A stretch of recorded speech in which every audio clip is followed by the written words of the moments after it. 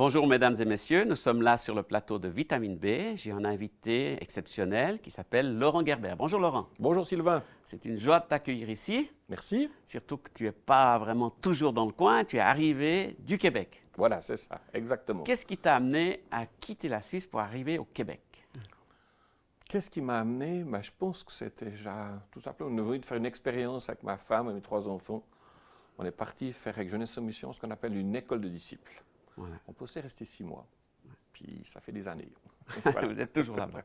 Mais tu n'as pas toujours été dans cette idée-là de la mission, etc. Qu'est-ce que tu as fait comme travail au départ? Je suis né dans une ferme. Ouais. Donc jusqu'à mes 12 ans, j'étais heureux d'aller dans l'écurie, donner à manger aux taureaux, m'occuper du bétail, faire les gros travaux de moisson d'été, des pommes de terre, le blé. Voilà. La paille, c'était ma passion. J'aimais ça. Ouais. Jusqu'à 12 ans. Ouais. Après, j'ai réalisé que c'était pas tout facile d'être avec les animaux. Ouais. J'ai réalisé que j'étais moins passionné que les animaux que les êtres humains, tout simplement. Voilà. Puis j'ai dit, là, il y a quelque chose qui a changé en moi. Puis je pense que c'est à ce moment-là que Dieu est venu un peu plus présent de ma vie, je dirais. Il y a tout d'un coup, j'ai vu qu'il y avait une relation qui s'installait, puis il m'a commencé à me mettre des rêves. Ouais. Puis un des rêves, je me suis dit, mais c'est comment être présent, témoin. Pour moi, c'était pas près des animaux. Ouais. J'ai besoin d'être en contact avec les gens. Et voilà, c'est comme ça. Tu as appris un métier d'abord? Oui, j'ai appris un métier, c'est l'employé de commerce. Voilà. Tout simplement, je trouvais que c'était intéressant. Puis je pensais d'abord c'était employé de commerce, puis après être éducateur. Ouais. Parce que je n'étais pas assez bon à l'école, puis il fallait faire la théologie et tout, puis je n'avais pas pensé qu'il y avait d'autres plans que Dieu avait prévus pour moi. D'autres moyens d'y arriver. D'autres moyens d'arriver, voilà. Quoi. Puis finalement, tu es arrivé quand même dans la Bible, dans la foi, dans le service. Oui. Ouais. Oui, comment? C'est ça. Qu'est-ce qu'il y a eu, qui s'est passé? De quelle manière? C'est tout un processus, je dirais que ça n'a pas été la baguette magique comme ça. Ça a été tout d'un coup un amour de Dieu, puis me laisser aimer. Puis se laisser aimer, tout d'un coup, tu râles les gens avec plein d'espoir, avec plein d'accueil, de passion. Tu dis, waouh, cette personne qui est en face de moi, Dieu l'a aussi créée comme moi.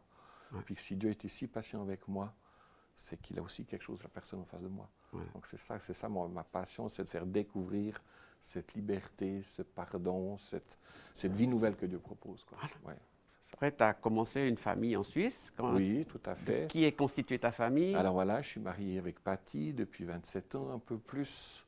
Voilà, donc c'est un cadeau. Une pépite d'or que j'apprends à découvrir tous les jours encore. Je ne suis pas fini, donc c'est bien. Et puis j'ai 3 enfants, 2 filles, 1 garçon. Puis ensemble, vous êtes partis au Québec. On est partis au Québec. Pris armes et bagages et départ. Voilà, on est partis avec nos petites valises. Puis on s'est dit, OK, Seigneur, on est là 6 mois, parle-nous. Puis c'était 6 mois extraordinaires où Dieu nous a rencontrés, non seulement en tant qu'individu, mais en tant que famille. Ouais. On a réalisé qu'il avait un plan pour la famille. Ouais, c'est ça qui était beau. Puis au Québec, tu as rencontré une nation assez particulière qui se trouve dans le Québec. Oui, une nation qui s'appelle la nation Atikamekw. C'est quoi ça? On ne connaît pas tellement ça ici. Non. Les Atikamekw. Voilà. Donc, ça veut dire qu'au Québec et au Canada, on appelle des Premières Nations, plus connues des Autochtones ou des Amérindiens. Ouais. Donc, il y en a. Ouais. Puis ils étaient là avant l'arrivée des colons. Des colons, exactement. Ouais. Même avant l'arrivée des missionnaires, ils étaient là, c'est sûr. Donc, c'est eux les premiers. Ouais. Première Nation. Donc, j'ai eu la chance, le privilège d'être en contact avec une des 11 nations du Québec. Ouais. Alors, c'est des gens pour qui la vie n'est pas si facile parce qu'ils ont été envahis, quoi. Exactement. Tout d'un coup, au début, ils sont arrivés plein d'échanges, plein d'accueil, plein d'ouverture. Tiens, des gens qu'on ne connaît pas. Ils ont appris à chasser, à se nourrir, à comment se vêtir en hiver, comment construire des maisons. Puis petit à petit, celui qui est arrivé, il a commencé à prendre sa place. Il a commencé à vouloir s'approprier un peu toutes les terres, toute la face à voir. Il a de plus en plus mis de côté l'Amérindien.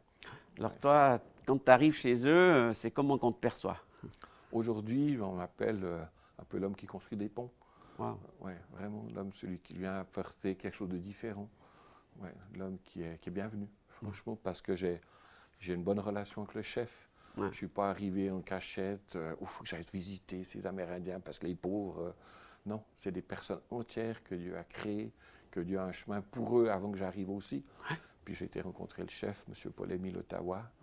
Puis je vais partager quelque chose qu'on va lire dans un petit moment, j'imagine. Ouais, on peut le lire. Alors, c'est quoi ce texte? Alors, c'est dans l'Apocalypse, à partir du chapitre 7. Alors, on va lire ce texte, 7, versets 9 et 10. Hein. Après cela, je regardais, et voici, il y avait une grande foule que personne ne pouvait compter, de toute nation, de toute tribu, de tout peuple, de toute langue. Ils se tenaient devant le trône et devant l'agneau revêtus de robes blanches et des palmes dans leurs mains. Et ils criaient d'une voix forte en disant « Le salut est à notre Dieu qui est assis sur le trône et à l'agneau ». Qu'est-ce que ce texte a à voir avec ton travail avec les Indiens? Mais imagine déjà Jean qui a écrit l'Apocalypse. Il était témoin de Jésus. Il a vécu les 3 ans avec Jésus, des hauts et des bas. Il a vu Jésus mourir sur la croix. Il l'a vu ressusciter. Puis là, il se trouve sur une île Patmos. Il écrit ça, puis il a un petit peu, mais qu'est-ce qui va m'arriver? Puis d'un coup, il voit Jésus entouré de milliers de gens, de millions de gens de toutes les nations. Ouais.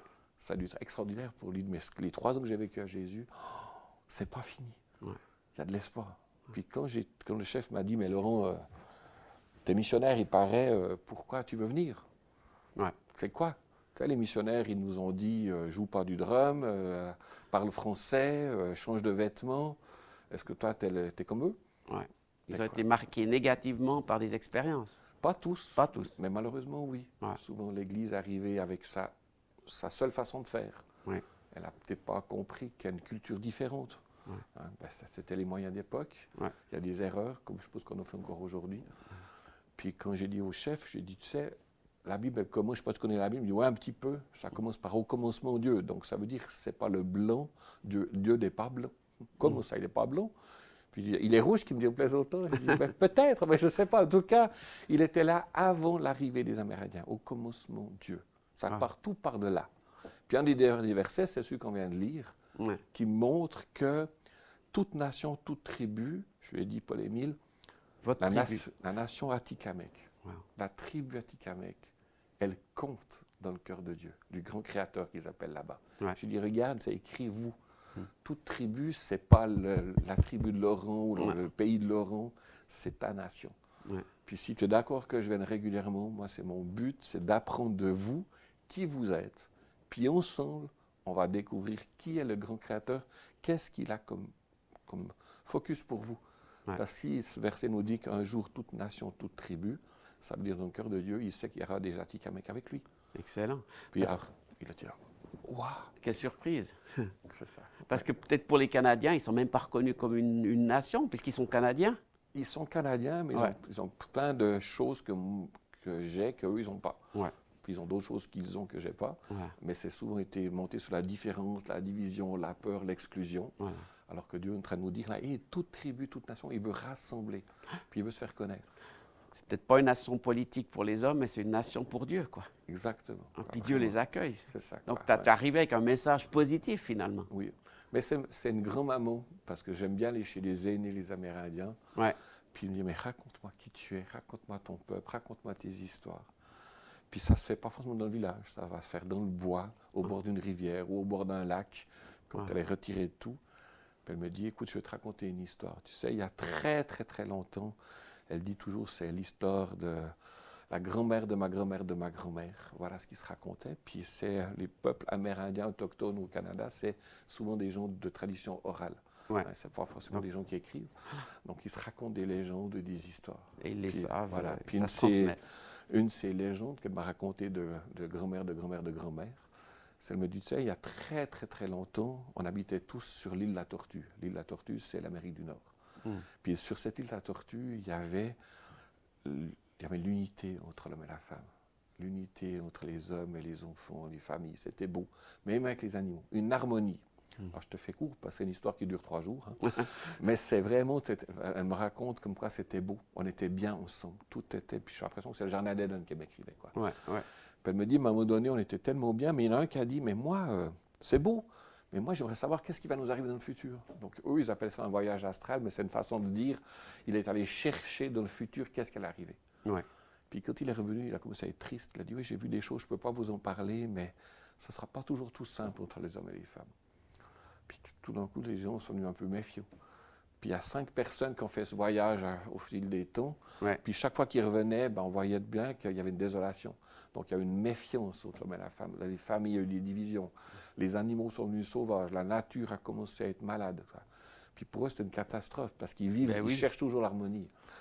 Puis vraiment, tout le monde avait peur. Mais qu'est-ce qui se passe? Puis ça s'est réalisé. Puis il y a un 7e qui est parti. Puis il est revenu, lui, avec un immense sourire. Il dit, mais qu'est-ce que tu as vu que les autres n'ont pas vu? Il a dit, j'ai été très, très loin de mon voyage. Puis je peux vous dire ce que j'ai vu, c'est que j'ai été dans un village qui s'appelle Bethléem. Puis qu'est-ce que j'ai vu? C'est un bébé qui s'appelle Jésus. Puis c'est lui qui va venir nous aider. Wow. Puis ça veut dire que ça se raconte depuis des siècles, cette histoire qu'un jour, il y a Jésus qui va venir. Wow. Puis quand cette grand-maman m'a dit ça, je dis waouh. Elle me dit, mais oui, c'est ça, Laurent, qu'on attend que quelqu'un nous raconte que Jésus peut amener la réconciliation, la paix. Donc pour toi, c'est une porte ouverte, quoi. C'est une autoroute. C'était juste extraordinaire. Ouais. Ouais, vraiment. Mais pas d'arriver avec ma façon de croire Jésus, parce qu'on est différents. Mais de dire, mais qu'est-ce qui nous rapproche? C'est Jésus. C'est pas nos différences. Donc, quand on construit un tipi, on regarde les pieux, puis on regarde, on voit toutes les blessures, mais si on regarde au sommet du tipi, c'est les pieux qui se rapprochent. Puis c'est l'Amérindien qui me dit, mais Laurent, regardons ensemble au sommet du tipi, comment est-ce qu'on peut aimer Dieu? Donc toi, tu ne vis pas avec eux, mais tu es accueilli chez eux. Voilà. Je n'ai pas le droit en tant que blond, à moins que si j'étais enseignant, j'aurais peut-être le droit à un petit appartement dans la semaine, mais je suis toujours en visiteur. Ou dans ma tête, quand je vais là-bas, c'est comme 3 heures de route, 2h30 de route de chez moi. Imaginez, c'est une fenêtre forêt, 90 km ou 90 km dans une route qui n'est pas goudronnée, qui est pleine de cailloux. Puis tu vois que la forêt, tu vois la forêt, tu dis, est-ce qu'il y aura vraiment un village? Puis d'un coup, tu arrives dans un village. Mais pour moi, je vais là-bas toujours, c'est dans la mentalité, je suis celui qui va apprendre. Ça fait des années que tu y vas, puis ils t'accueillent toujours. Tout à fait. Ils ne te renvoient pas avec des cailloux, non, on ne veut plus te voir. Vraiment, tout à fait. Non. Il y a eu des moments de difficultés, c'est sûr, parce qu'ils se sont dit, mais qu'est-ce qui se passe? C'était pas forcément moi qui rejetais, mais tout le système des Blancs, il y a eu des peurs, parce que ça fait l'un des journaux, les Amérindiens, des fois c'est positif, des fois c'est très négatif. Mais c'est d'être toujours là, à leur côté, pleurer avec eux, apprendre avec eux, puis quand ils me permettent, je transmets ce qui habite en moi, pour qu'on puisse se rejoindre ensemble. Donc tu es vraiment ce pont, c'est le nom qu'ils t'ont donné, un nom d'Indien, comme on dit? Oui, c'est ça. J'ai l'impression un bâtisseur de pont. Du premier contact dans le village, c'est que je suis arrivé avec l'école primaire de mes enfants. On a fait un échange scolaire. C'est extraordinaire. C'est la première fois de mon village, qui habite à 2h30, un village québécois de Blancs, qui allait d'un village autochtone amérindien. Puis là, tout d'un coup, dans la soirée, ils m'ont fait une surprise. Après, on a mangé l'orignal, le castor, c'est juste extraordinaire, délicieux. Mais ils m'ont dit, on a quelqu'un qui vient de très loin parmi nous, on aimerait l'honorer. Puis je ne savais pas qu'il parlait de moi. Puis c'était là. Puis ils m'ont dit, mais Laurent, toi qui viens de Suisse, on veut te dire merci de nous permettre la relation, l'échange, pour apprendre l'un de l'autre. Puis ça a été un peu là que ça a commencé, le bâtisseur de pont. Voilà, quoi. Donc tu n'as pas un titre d'évêque, de pasteur, de prêtre, rien du tout, mais tu crées des ponts. Tout à fait, c'est ça. Puis ça te suffit. Ça me suffit. Pourquoi le titre c'est réservé à Dieu? J'essaie plutôt de me dire, j'essaie de Laurent. Puis voilà. C'est sûr que je fais encore des erreurs, mais il y a le pardon. Mais c'est tout ce que tu vis là, ça sent que tu es à ta place. Mais c'est oui. Oui. Mais la place, être à sa place, c'est de nouveau, qu'est-ce qui m'habite comme passion? Puis moi, je suis passionné par la rencontre, surtout passionné par le chemin que Dieu peut faire dans chacun. Donc, qui suis-je moi, si ce n'est un témoin, puis laisser faciliter l'œuvre de Dieu dans la vie de la personne. En même temps, tu ouvres quand même un chemin nouveau, tu montres à d'autres que c'est possible d'être en relation avec des gens où c'est plus compliqué normalement. C'est clair. Mais l'Amérindien, il aime la nature. Donc, je ne vais pas parler de Dieu dans son salon. Je vais aller avec lui peut-être 3-4 heures marcher. Puis là, tout d'un coup, je dis, la plus belle des cathédrales, c'est ça. On explique. Il m'appelle un grand créateur. Je dis, mais regarde cet arbre. Qu'est-ce qui te parle? Qu'est-ce qu'il veut dire pour toi? Puis j'essaie de l'amener pas à regarder que l'arbre, mais qu'il y a une intention de Dieu derrière. Et puis le faire découvrir dans ce qu'il connaît. Donc c'est aussi bien que toi, tu as grandi dans la campagne et puis que tu n'étais pas dépaysé trop. Exactement, c'est ça. Ça t'a préparé à ta mission, quoi. Voilà, tout à fait. Quoi. Donc ça, c'est qu'une petite partie de ton travail. Mais... Oui. Mais c'est ce qui me brûle en moi. Là, il y a un projet qui a été un des sages, parce qu'il y a des sages dans les Amérindiens, qui m'a dit, Laurent, il faut qu'on se voie les deux, il faut qu'on défriche un bout de forêt ensemble pour qu'on puisse installer une sorte de tente pour amener les lieux d'échange, de réconciliation. Donc, c'est tout neuf, c'est tout frais. Donc, c'est juste un projet, on a dessiné ça sur papier, on était regarder la forêt, mais on n'a encore pas pris la tronçonneuse. On a juste là, est-ce que ça va se réaliser? J'espère vraiment.